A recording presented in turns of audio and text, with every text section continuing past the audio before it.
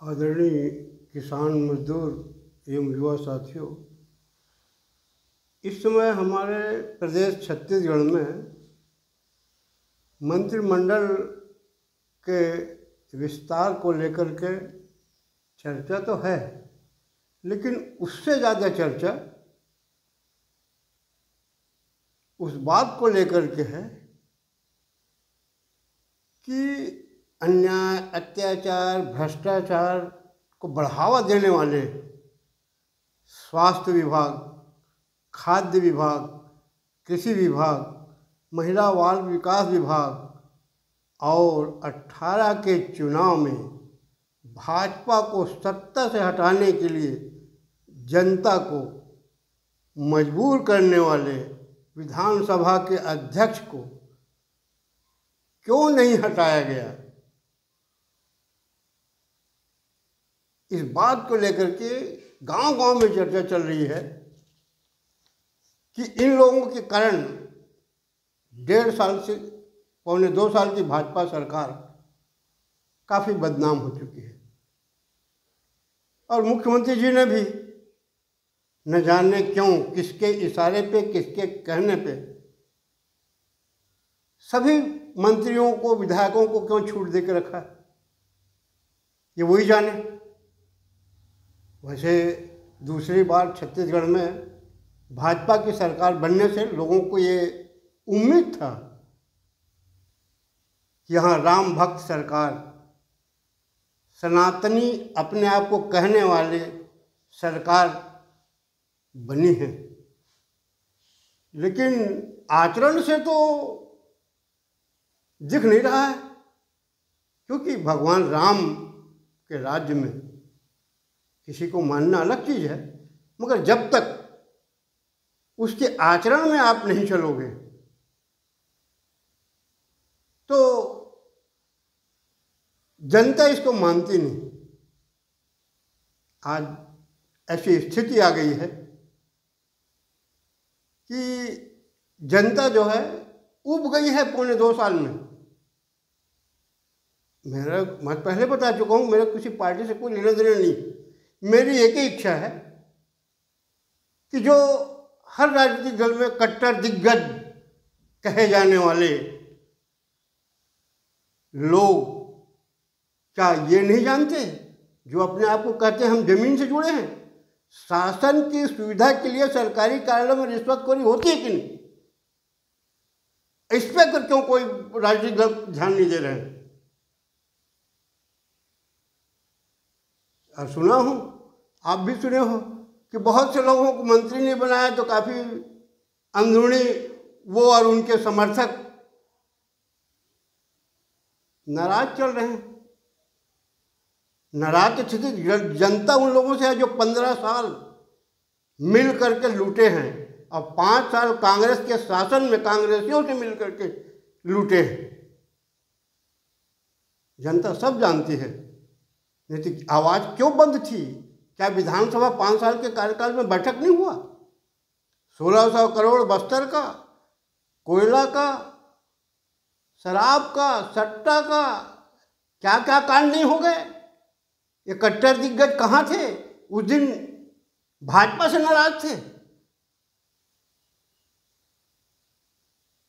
सत्ता नहीं थी इसलिए भले पार्टी में रहे, अपना भाजपा में रहे, भाजपा के विधायक, प्रदेश अध्यक्ष, संगठन के कार्यकर्ता कहलाए, लेकिन कांग्रेस के खिलाफ आवाज 4.5 साल तक नहीं निकाला गया। क्यों? उस दिन भी तो कुछ सोचना था ना। बोले हम तो चौकीदार हैं, हम मोदी के परिवार हैं। अगर मोदी के परिवार होते तो मोदी जी ने जो कहा है, और जब विधानसभा चुनाव प्रचार चल रहा था 6 महीने, तो हम भ्रष्टाचारी को जेल भेजेंगे बोलते थे। भ्रष्टाचार हमको बर्दाश्त नहीं है। आवाज सत्ता आने के बाद ये नहीं कोई कह रहा है। इसके लिए कट्टर दिग्गज कहाँ गए? आज भी बोल सकते हैं, समय है, अपना भविष्य सुधार लें। अपने कोई भी, मैं हूँ कोई भी हो, अपने कर्मों का फल मिलता है। जो हमने किया है। दूसरे को देश देना आसान है, मगर हमको भी बताना पड़ेगा कि हम कितने कट्टर जनता के समर्थक हैं। कांग्रेसी भाजपा ही बाद में रहो, जनता को लूट के खाने वालों के को देखते रहे और बोले हम कट्टर भाजपा हैं, कट्टर हैं, दिग्गज हैं। पता नहीं किस बात के हैं भैया, खाने पीने के मामले में दिग्गज हो गए, जनता की सेवा के मामले में नहीं है। अगर ये सही में मोदी जी के समर्थक हैं ना, तो मोदी जी ने जो कहा है कि शासन की योजनाओं को गांव-गांव जाकर के लोगों को बताओ उनको लाभ मिल रहा है कि नहीं, और उन लाभ नहीं मिल रहा तो उनको लाभ दिलाओ। ये मत सोचो कि हमको वो पार्टी किस पार्टी का है, हमको वोट दे चाहे न दे, हमारा कर्म है। कितना अच्छा शब्द उन्होंने कहा है। अगर भाजपा छत्तीसगढ़ के ऐसा कर दे, अगर उसमें हिम्मत है, तो बगैर भेदभाव के आम जनता से, तो यहाँ कांग्रेस के नेता भर रह जाएंगे, पदाधिकारी रह जाएंगे। 25% जो जनता चुनाव के समय इधर से उधर होती है ना, वो नहीं होगी।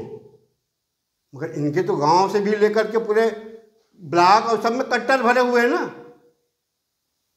वो बोलते नहीं ये तो कांग्रेसी है, फलाना को वोट देता है, अरे वो तो नोट दे देता है, कहाँ सब अरे नहीं अपना आदमी है, भले कांग्रेस में है, ये चलता है।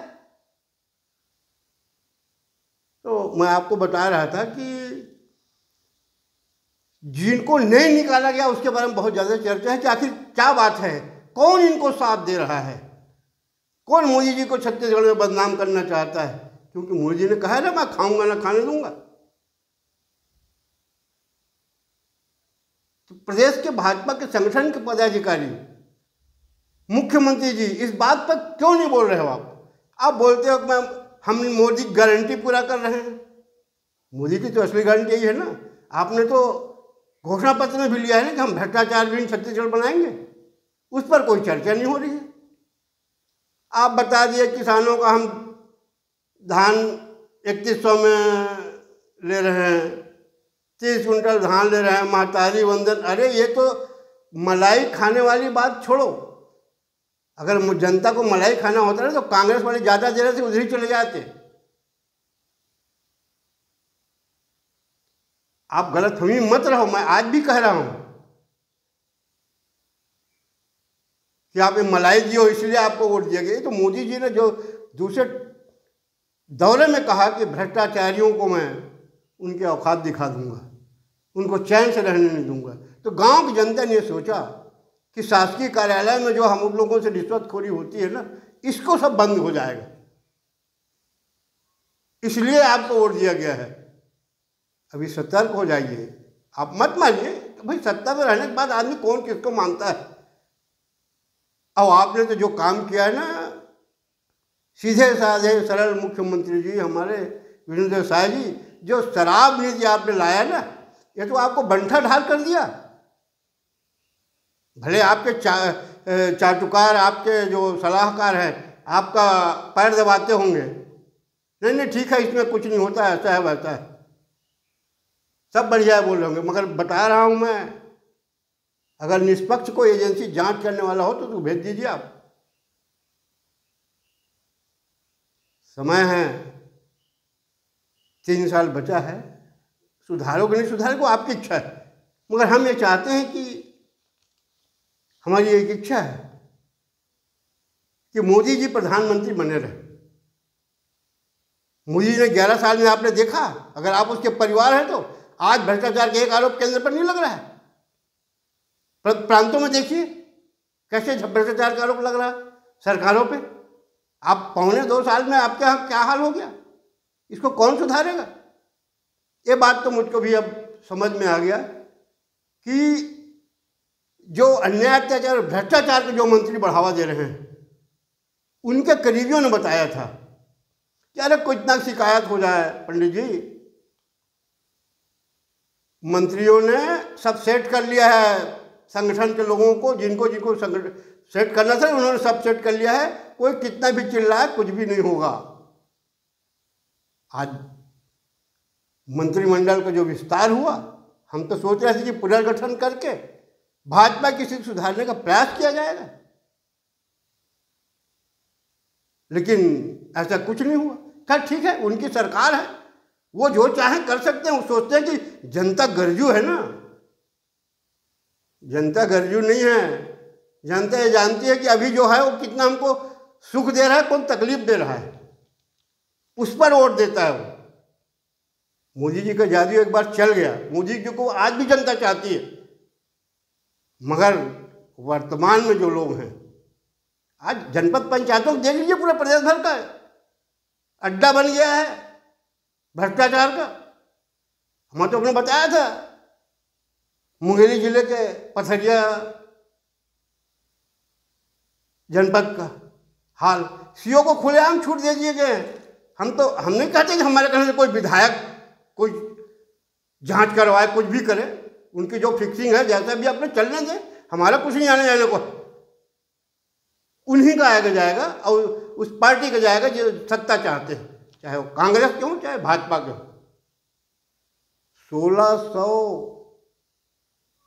16 लाख रुपए खा गया मुख्यमंत्री जी। आप डिजिटल बोलते थे, मैं डिजिटल कर रहा हूँ, डिजिटल सिग्नेचर सरपंचों के नाम से 16 लाख खा गया। और पता नहीं, वो तो करीबी बताया था पिछले वीडियो में, लगभग 1 करोड़ का घपला है। आप कब तक दबाओगे? ऐसा ना हो कि अगले चुनाव में भाजपा ही दब जाए।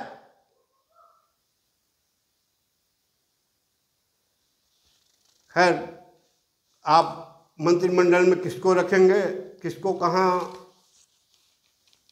मंत्री बनाएंगे, क्या करेंगे, आपकी पार्टी है, आप जानिए।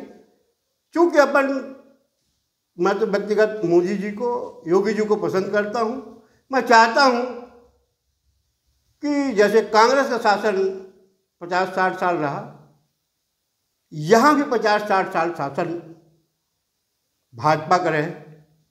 क्योंकि हालांकि हम जान रहे, हम जो प्रांतों में बैठे ना, मुख में राम, अधिकतर लोग मुख में राम बगल में छुरी रखें, उनको पैसे से मतलब है, सत्ता आए चाहे मत आए। हम तो यही देख रहे हैं पौने दो साल से, पैसे में सब लगे, कहाँ से कैसा लूट लो, रेत हो, खदान हो, कहीं पर भी हो, किसी भी अधिकारी से हो, सब बंधा के अपना रखे। बहुत रद्दी स्थिति है साहब जी, कैसे सुधारोगे? आप जानिए, आपका काम जाने, हमारा काम है समय समय पर जानकारी दे देना, आप उसमें अमल करें न करें आपकी इच्छा है। अंत में मैं मुख्यमंत्री जी अगर सुधार कर सकते हैं तो मैं आपसे एक निवेदन करता हूं कि आप प्रदेश के अधिकारियों को निर्देश करिए कि वो किसी के साथ अन्याय मत करें। कोई विधायक कहे, मंत्री कहे, न्याय होना चाहिए लोगों के साथ, अन्याय न करें, ये आदेश कर दीजिए।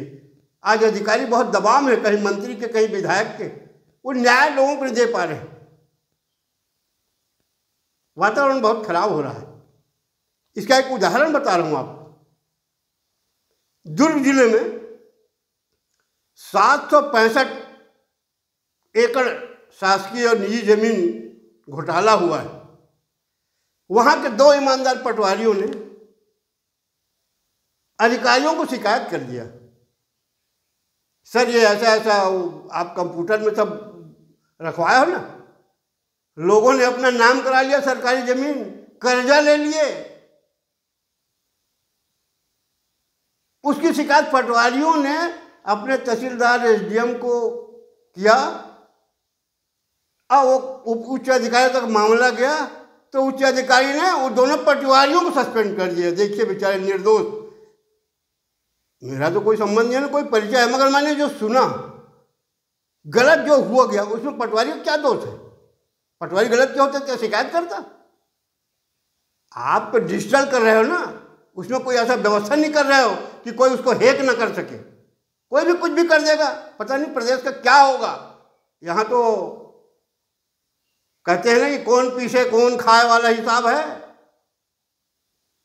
765 एकड़ जमीन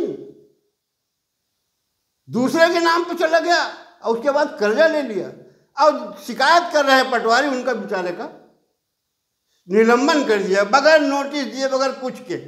ये अफसरशाही मत चलाओ महोदय, थोड़ा सा न्याय दो, चाहे कर्मचारी हो चाहे किसी को हो, किसी के साथ अन्याय नहीं होना चाहिए।